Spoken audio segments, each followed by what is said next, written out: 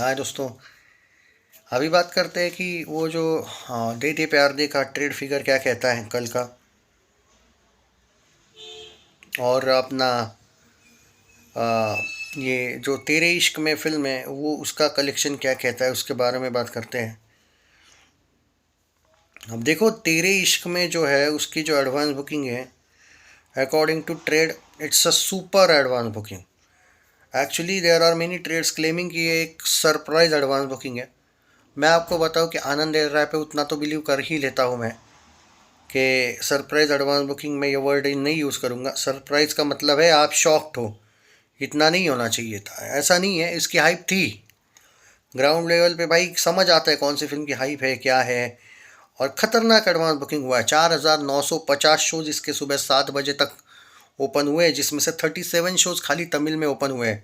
4,913 shows Hindi में open हुए यहाँ पे। मतलब बॉलीवुड वाले ये भी क्लेम नहीं कर सकते कि तमिल की वजह से हुआ एडवांस बुकिंग वगैरह, बिल्कुल ऐसा नहीं है। तमिल में ओपन ही खाली 37 शोज हुए, तो किस बात का तमिल की वजह से। भाई ये पावर है आनंद ले राय की, उस पर लोग बिलीव करते हैं। कम से कम रांझना की हाइप इस पे गई है। ओके, पहले इसका मैं कब क्लेम कर देता हूँ, दे दे प्यार दे टू ने कल कितना किया और आज कितना करेगी। कल 1.25 करोड़ किया है। मैंने बोला था ट्यूसडे मंडे से ज़्यादा आएगा, 99 रुपीज़ के टिकट है बहुत जगह पे। इसी के साथ ट्रेड में ये फिल्म 64.95 करोड़ पे गई है, यानी कि 65 करोड़ पे। बॉक्स ऑफिस इंडिया के साइट पे ये फिल्म 63 करोड़ पे गई है। रिमेंबर, कम से कम 85 करोड़ से लेके 90 करोड़ एवरेज ट्रेड फिगर में आना चाहिए, और 100 करोड़ नेट में ट्रेड फिगर बॉक्स ऑफिस की तरफ से वो आने चाहिए। अभी ये बहुत दूर है उस हिसाब से देखा जाए तो, एवरेज के लिए भी।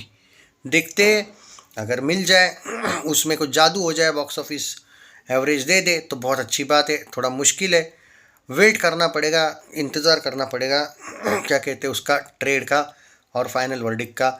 आज का वेनसडे का कलेक्शन मेरा इसको लेके कहना है 1.4 करोड़ से लेके 1.5 करोड़ आएगा। जितना मंडे था उतना ही ये होगा।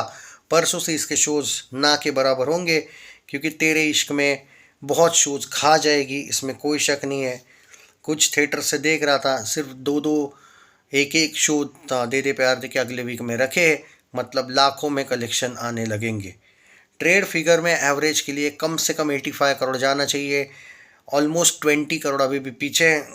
आज का 1.5 करोड़ अगर ऐड कर ले तो भी 18 करोड़ वगैरह पीछे है, आप ये मान के चल सकते हो। यानी कि अगले 2 दिन के बाद जब फिल्म लाखों में आएगी तो 85 करोड़ एक पहाड़ लगेगा ट्रेड में। और वर्डिक प्रोड्यूसर नहीं रहता है, वो 100 करोड़ नहीं, वो 500 करोड़ भी दिखा है, उससे कोई घंटा फर्क नहीं पड़ता है। वर्डिक प्रोड्यूसर नहीं रहता है, ट्रेड देता है। ये मैं नहीं बता रहा हूँ, ये आपको बताने की ज़रूरत नहीं, you are that smart. I just hope कि प्रोड्यूसर इतना प्रेशर डाले ट्रेड पे, या फिर थोड़ा बड़ा पैसा वैसा खिलाए कि कम से कम एवरेज मिल जाए। शायद ये हो सकता है। देखते हैं। 1.08 करोड़ की एडवांस बुकिंग तेरे इश्क में की हुई है दोस्तों, ऑल इंडिया की। एंड विद ब्लॉक सीट्स हुई है 2.63 करोड़। 1.08 करोड़ सुबह 7 बजे तक होना, ये बहुत बड़ी बात है। अगर ये 3 करोड़ प्लस एडवांस बुकिंग कल शाम तक कर लेती है तो भाई सिर्फ 10 करोड़ की नहीं, शायद 12-13 करोड़ की बातें कर रहे होंगे हम ओपनिंग डे की। जो लोग बोल रहे हैं ना डबल डिजिट नहीं जाएगी, भाई डबल डिजिट नहीं जाएगी का संबंध ही नहीं है। लोग आजकल लव स्टोरीज के लिए पागल है, और ये उसका बेस्ट एग्जाम्पल है। और देखो, तेरे इश्क में का मैं एंगल बता देता हूँ। हुआ क्या मालूम है, इस फिल्म को लेके ये फिल्म चलती भी नहीं अगर अगर इसकी हाइप नहीं बनती। देखो, इसकी हाइप टीज़र से ज़्यादा बनी, ट्रेलर से ज़्यादा टीज़र से बनी।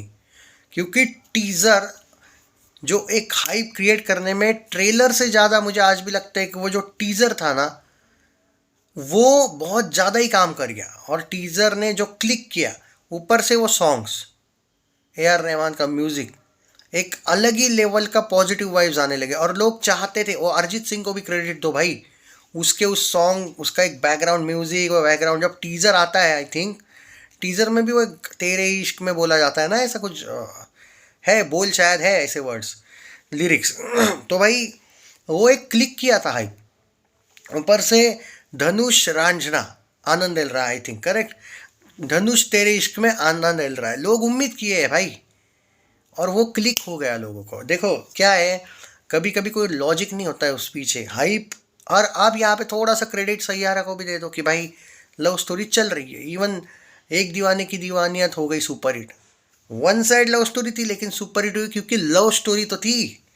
बात यह है कि लव स्टोरी चलती, हाँ कंट्रोवर्शियल लव स्टोरीज नहीं चलती है। धड़क 2 नहीं चली भाई, लोगों ने रिजेक्ट कर दी और ये फैक्ट है, अब क्या करें। बट अगर नॉर्मल सी स्टोरी है तो चल देगी भाई लव स्टोरी। आजकल बॉलीवुड वालों के पास यंगस्टर्स को एक मौका है कि थोड़ी सी ऑडियंस वापस बन गई है जो आपको लव स्टोरीज में एक्सेप्ट करेगी। हाँ वो बात अलग है कि 60 साल का 20 साल की साथ वाली लड़की के साथ होगा तो नहीं करेंगे शायद एक्सेप्ट, पर ठीक ठाक उम्र वाला एंगल, मतलब जैसे कार्तिक आर्यन है या फिर मतलब जो भी लव स्टोरीज अगर करे तो उनको हो जाएगा कि भाई हाँ चल रही है तो क्यों ना। मैं तो बोलूँगा आदित्य रॉय कपूर का करियर अभी थोड़ा सा खराब हुआ है, बेटर है he should go for love story. क्या पता चल जाए भाई, एक क्लिक करने वाला अगर, जैसे मलंग चली थी बराबर है, तो अगर ये बंदा अपने करियर को लेके बोले तो मुझे पर्टिकुलरली लगता है कि लव स्टोरीज वाला एंगल अभी जो यंगस्टर्स लोग हैं जो बेवजह एक्शन के चक्कर में जा रहे हैं, क्योंकि शाहरुख वगैरह बाकी लोग भी एक्शन में आए हैं इसलिए, बट यंगस्टर का काम नहीं है अभी इतने जल्दी। अगर एक्शन में नहीं भी आना है तो मत आओ भाई।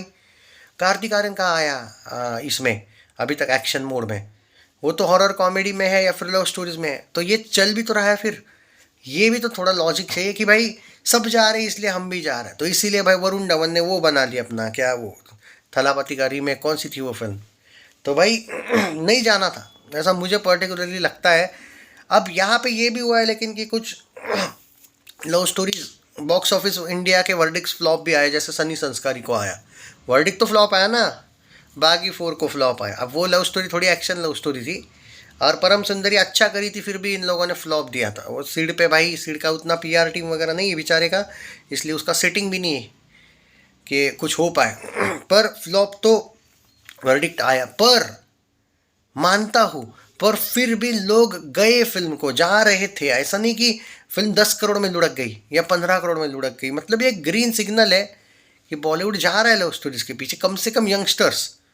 क्योंकि यंगस्टर्स को भी, यंगस्टर जो है सबसे पहले तो जेनजी वाले पक चुके हैं बार बार एक्शन वैक्शन देख के। जेनजी वालों को ऐसा लग रहा है कि बॉलीवुड एक टाइम पे लव स्टोरीज बनाता था और सच में बनाता था, अब नहीं बना रहा है। और उनको अचानक से सैयारा मिल गई। अब तुम सैयारा को कितना भी रोस्ट करो भाई, वो ब्लॉकबस्टर नहीं बल्कि ऑल टाइम ब्लॉकबस्टर हुई है, उसको मानो ना मानो बॉलीवुड की तरफ से साल में सेकंड नंबर पे वही है। एक छावा, हाईएस्ट ग्रॉसर और बाद में सैयारा। ओके, अब ओवरऑल हाईएस्ट ग्रॉसर की बात करें इस साल की तो आई थिंक कांतारा चैप्टर 1 है टॉप पे, जो ऑल टाइम ब्लॉकबस्टर गई थी। बाद में छावा जो ऑल टाइम हिस्टोरिकल, वो भी ब्लॉकबस्टर, और अपना 3 नंबर पे सैयारा, वो भी ऑल टाइम ब्लॉकबस्टर। तो यहाँ पे रोस्ट आई थिंक, हाँ, और 4 नंबर पे शायद कूली है जो सुपर हिट गई थी जितना मैं जानता हूँ। मैं लव स्टोरीज़ की बात नहीं कर रहा हूँ, मैं साल में कौन सी फिल्में, अगर मैं कोई फिल्म भूल रहा हूँ कलेक्शन वर्ल्ड वाइड में तो मुझे माफ़ कर देना, लेकिन यही 4 ऐसे टॉप 4 थे। इस बार तेलुगु से कोई बहुत बड़ी फिल्म मुझे याद नहीं है, अगर आई होगी तो मतलब उस लेवल की कि जो 1500 करोड़ जाए। अल्लू अर्जुन तो और प्रभास वगैरह चुप थे इस साल, उनकी कोई फिल्में आई नहीं है। और जूनियर एनटीआर की वॉर तो वो हिंदी में थी, वो तो डिज़ास्टर हुई है। खैर चलो वो जो अलग बात है उस पर बाद में बात करेंगे, कौन हाईएस्ट ग्रॉसर है कौन नहीं, वो तो टॉप 4 मैंने शायद सही बोला। पर ये बात है कि तेरे इश्क में की हाइप बढ़ने में देर are many reasons. Anand L रायविश, धनुष एक है, म्यूज़िक एक, ए आर रहमान, अरिजीत सिंह वाला एंगल एक है, समहाउ कृति सनन का आजकल का जो एक क्रू मूवी उसकी चली थी, तेरी बातों में ऐसा उलझा जिया चली थी, जब उसके गणपत और आदि पुरुष फ्लॉप डिज़ास्टर्स होने के बाद उसने जो थोड़ा सा छोटा मोटा कमबैक किया, शायद उसका भी एक हाइप, पहली बार शायद धनुष और कृति एक साथ आए, वो एक एंगल हाइप का। देर आर मेनी रीजंस, ऊपर से सैयारा वाला हाइप, लव स्टोरीज वाला हाइप। जेंसी में भी चाहते हैं कि भाई लव स्टोरीज हम चांस तो दे, ना चले चले वो बात की बात है, लेकिन चांस तो दे, और दिख रहा है। और ऐसा मत बोलो भाई जेनजी वालों को जस्ट बिकॉज कि तुम सैयारा से ना खुश हो कि भाई नहीं चली थी, घटिया थी। देखो चलो मैं मानता हूँ पीआर तो बहुत यूज़ किया था सैयारा वालों ने, बहुत घटिया वाला, फिर रोना वोना वो कुछ नहीं था उस फिल्म में, मैं भी मानता हूँ। बट यार फिल्म को लोग नहीं गए थे ये मत बोलना हो, कम से कम भाई बहुत गए थे लोग। मैं भाई उसका शॉर्ट वीडियोस भी डाला हूँ मेरे चैनल पे, बहुत से लोग गए थे भाई, पागल थे लोग। सो उनके लिए तो उनकी आशिकी 2 थी ना भाई। वो 10 साल पहले आशिकी 2 आई थी, वो एक क्रेज था 10-12 साल पहले। इनके लिए यही आशिकी थी, क्योंकि 10 साल से बॉलीवुड लव स्टोरीज बना ही नहीं रहा था, घिसा पीटा कुछ भी बना रहा था। उनके लिए ये आशिकी बन गई भाई। ऐसा होता है आशिकी टाइप की फिल्म। और वापस इस बार भी अगले साल शायद वो कार्तिक की भी आ रही है।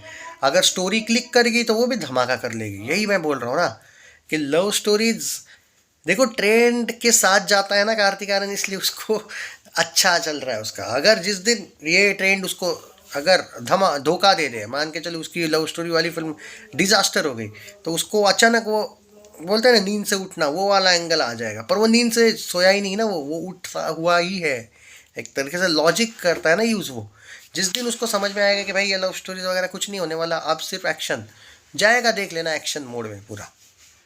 तो ये ट्रेंड के साथ, जैसे ट्रेंड के साथ जाना चाहिए, मेरा ये कहना है। और अपनी फिल्म को प्रमोट तो करो। दे दे प्यार दे वालों ने प्रमोट किया होता तो अभी तक कम से कम और 20-25 करोड़ ज़्यादा नेट में कमाई है तो इसने।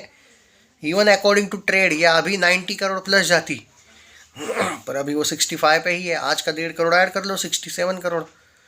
और इसका जो कलेक्शन है वो ऑलमोस्ट 1.1 करोड़ का हुआ एडवांस बुकिंग का, तेरे इश्क में का। अच्छा चल रहा है भाई। सो वो ब्लॉकबस्टर होने के चांस है।